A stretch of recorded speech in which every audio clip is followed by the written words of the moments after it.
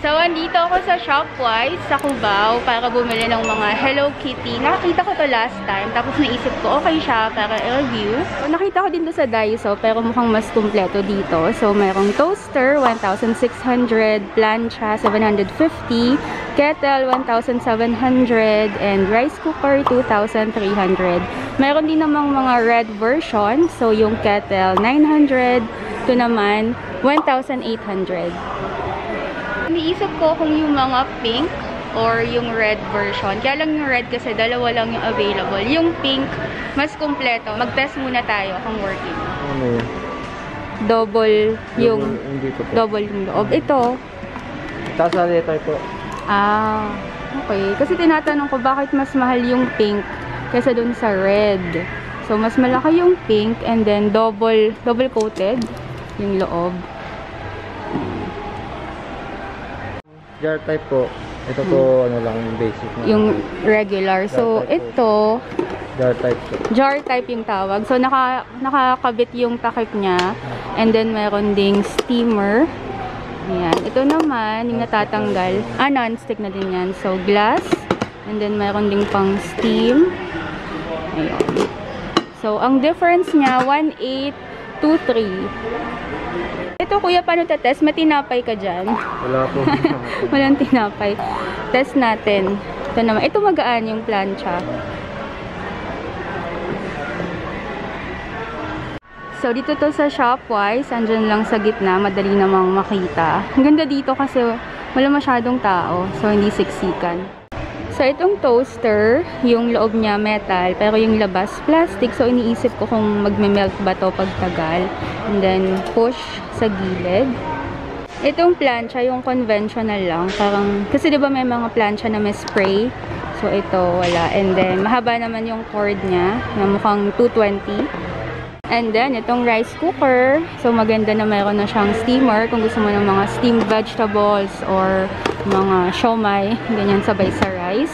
And then, ganun meron siyang cook and warm na button. Tapos, sa likod, ayun, meron ding Hello Kitty. Medyo magaan. Hindi sobrang bigat. And then, itong steamer, ang napansin ko, mas madali siyang ibalik kumpara dun sa pula. Ito kasing pula, pag inangat mo ganun, parang medyo struggle. Ayan, medyo struggle siyang ibalik. And then, sa loob naman niya, ayan, so push to open. And then, ayan, dito. So, dito para mag-heat, ipe-press lang to. Pero wala na siyang Hello Kitty sa likod. Plain lang. Ito naman, okay din yung size niya. Pero sa likod, ayun. Meron ding Hello Kitty sa likod. Tapos, meron din siyang steamer. So, kung gusto mo din ng mga steamed veggies or siomai, isabay sa rice. Ganyan. Okay din to. Mukhang magka-size lang naman sila yung dami ng capacity ng rice. Pero parang mas bulky yung red kumpara sa pink. So, kuha na ako ng mga items. Itong 4 yung napili ko. Hindi ko alam kung kayo din na kapag bumibili kayo, lalo na kapag cute or Hello Kitty, kailangan pati yung box maayos. Kasi parang collectible din siya, diba? Ayan. Madami pa naman ng mga stock dito sa likod. Nandiyan yung mga rice cooker. Tapos, punta tayo sa harapan. So, andito yung mga toaster and kettle at saka yung plancha.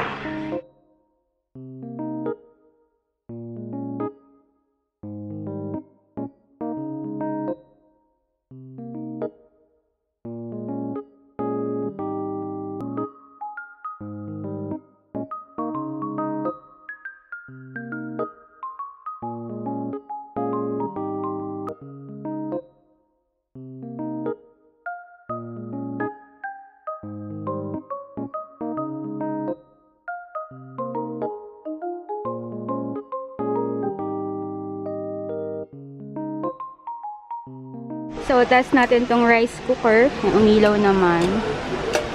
Yung warm, walang ilaw yon. Pagka ano po ma'am? Pagka nalagyan nyo na po ng ano. Okay. Ano po, mainit na po ma'am. Mainit na? Opo, kawak na po. Saan? Dito? Yan na po. Oo. Umiinit na. Okay.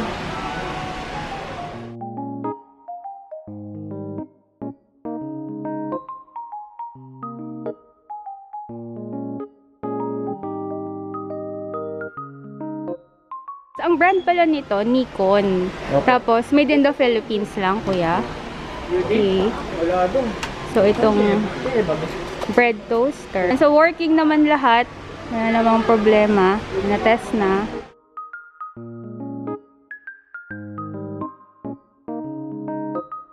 Ayan. So, na-test na lahat yung mga Hello Kitty appliances. Working naman lahat. Siguro mas maganda ko itry sa bahay pag meron talaga like tinapay or bigas, tubig, gano'n.